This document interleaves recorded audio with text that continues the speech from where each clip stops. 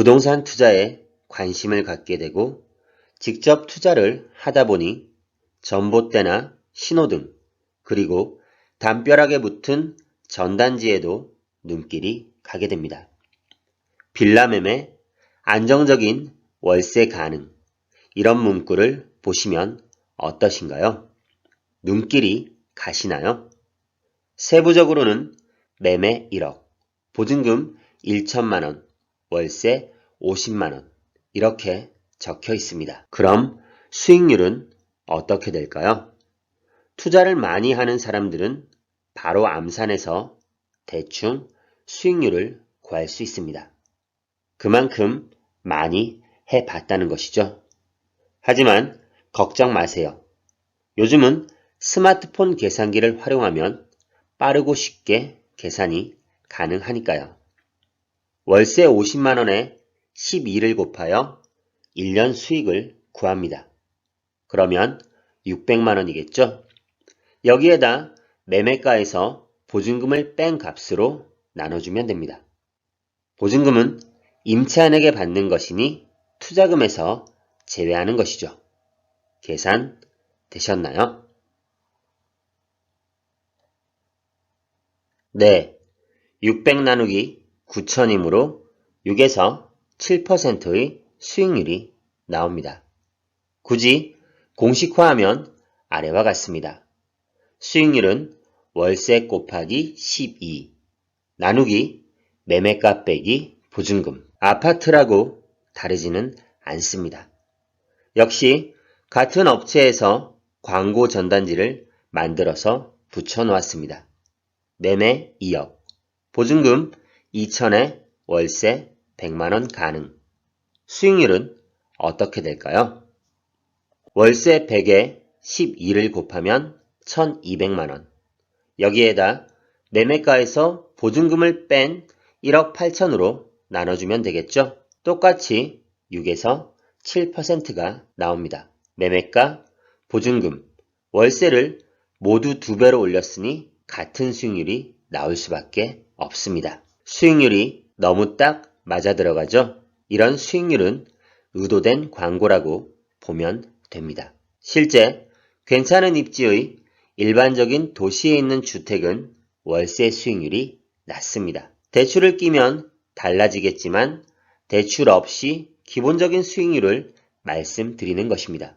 하지만 지방의 저가주택은 매매가 대비 비교적 괜찮은 월세 수익률을 얻을 수 있습니다. 좋은 상권의 상가는 3에서 4%의 수익률이면 거래가 되곤 합니다. 이것을 기준으로 그리고 최근 높아진 금리 때문에 6에서 7%로 세팅을 해서 광고를 했다고 보시면 되겠습니다. 이런 매물 괜찮을까요? 또한 전단지 광고는 효과가 있을까요? 대부분 효과가 없다는 것을 잘 알고 계실 겁니다. 특별히 관심을 갖지 않고 그냥 넘어가는 사람들이 많을 겁니다. 하지만 이와 같은 전단지는 계속해서 어렵지 않게 찾아볼 수 있습니다. 왜 그럴까요? 첫째는 팔리지가 않기 때문입니다.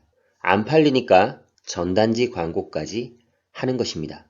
수익률도 딱 맞게 세팅해 놓았습니다. 너무 딱 들어맞으면 일단 의문을 가져봐야 합니다. 그렇게 수익률이 좋다면 왜 아직 거래가 안 되고 나 같은 불인이 눈에 들어왔을까? 이렇게 말이죠. 팔릴 부동산이라면 진작에 팔렸을 겁니다. 둘째는 어리석은 매수자를 찾기 위해서입니다.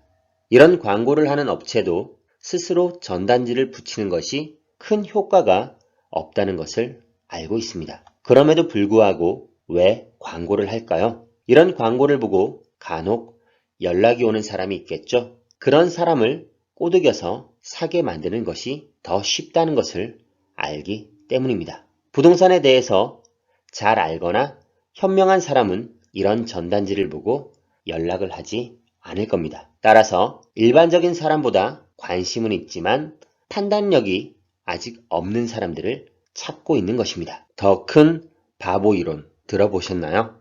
주식이나 채권, 부동산 등 특정 상품의 가격이 높은 상태라 하더라도 더 높은 가격에 팔 수 있을 것이라는 기대에 따라 투자에 나서는 것을 말합니다. 원래 투자에 대한 의사결정을 내릴 때는 이 물건에 적정한 가격이 매겨졌는지를 따져보는 게 정상입니다. 하지만 투기적 시장에서는 지금보다 높은 가격에 되팔 수 있는지 없는지만 생각하는 사람이 많아지겠죠. 비싸게 구매한 자신이 바보라는 사실을 알고 있더라도 더 비싼 값에 사갈 더 큰 바보가 있다는 확신만 있다면 어떤 가격이든 정당화할 수 있다는 이론입니다. 이건 폭탄 돌리기와 다를 게 없습니다.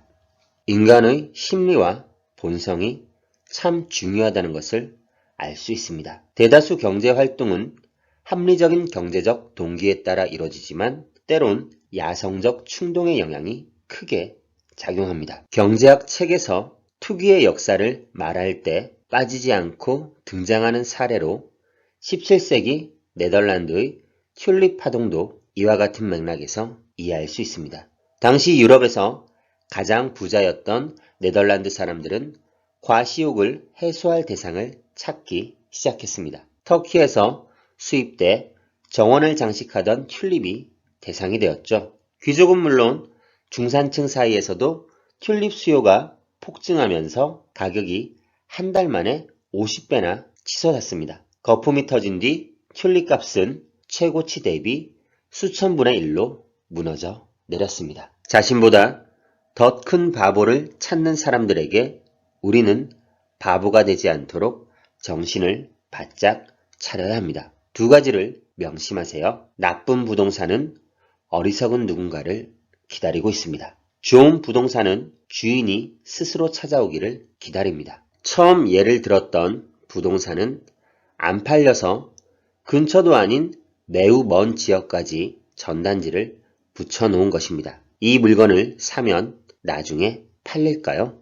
우선 어떻게 팔 것인지를 고민해봐야 합니다. 똑같이 먼 지역까지 가서 전단지를 붙일 생각이신가요? 이렇게 생각해 보시면 답은 나옵니다. 나쁜 부동산은 어리석은 누군가를 기다리고 있습니다. 좋은 부동산은 주인이 스스로 찾아오기를 기다립니다. 부동산 경매는 후자에 해당됩니다. 제가 부동산 경매를 하는 이유이기도 합니다. 좋은 부동산이 경쟁을 통해 자신을 데려가줄 주인을 기다리고 있습니다. 물론 물건 검색을 통해 수익이 가능한 물건을 찾는 노력은 기본적으로 해야 합니다.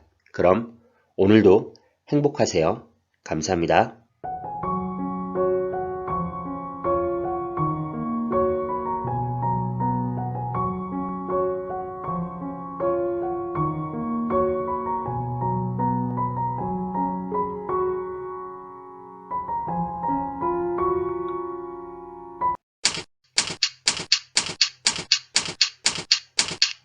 아래 메일 주소로 보내주시면 빠르게 답변 드리겠습니다.